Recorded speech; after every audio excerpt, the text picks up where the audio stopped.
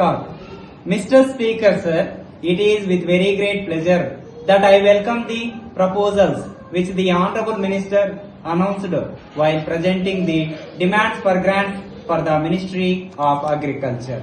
In recent times, there has been a general feeling that the agriculturists in our country do not receive as much encouragement as they deserve at the hands of the government.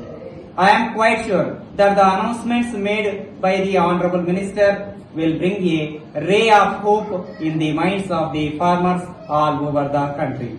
I hope that the government is very well aware of the fact the need for increasing the agricultural production is greater at the present moment than at any other time in the past.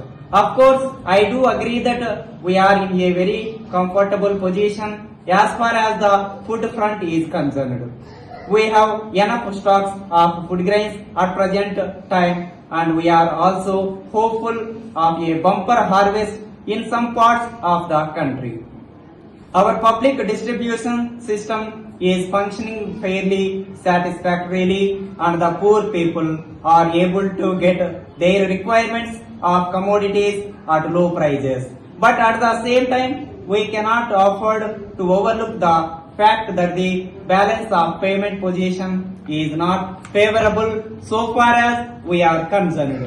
Of course, we have been able to manage the very difficult situation which we had to face in recent months. But there is no doubt that there has to be a further improvement in the position as early as possible. We will be able to achieve this only by increasing our exports. Keeping this in view, the government is already taking steps to encourage exports. From the policy statements being made from time to time, both on the floor of the house and outside, I think that the various controls and constraints on exports are likely to be removed as soon as possible. I am quite sure that these measures will go a long way in boosting our exports. But there is one important aspect which we have to take into consideration. If we look at the composition of our exports, we may find that agricultural commodities formed a major part of our exports even in recent years. Now, if we decide to adopt a more liberal policy in the matter of exports, we can only expect a further increase in the quantities of food grains and other agricultural products exported to other countries. This position may continue so long as the government policy and the global market conditions are favorable to the exporters. In this context, we have also to consider a situation where in a particular year the outflow of food grains by way of exports may go up to such an extent as to result in scarcities within the country. I think that such a situation may lead to consequences which may not be to our liking. First of all, the prices in the open market may go up. Secondly, the government may have to incur heavy expenditure in the form of subsidies for the purpose of maintaining the public distribution system. Therefore, there is every necessity for our agricultural production to keep pace with the possible increase in our exports.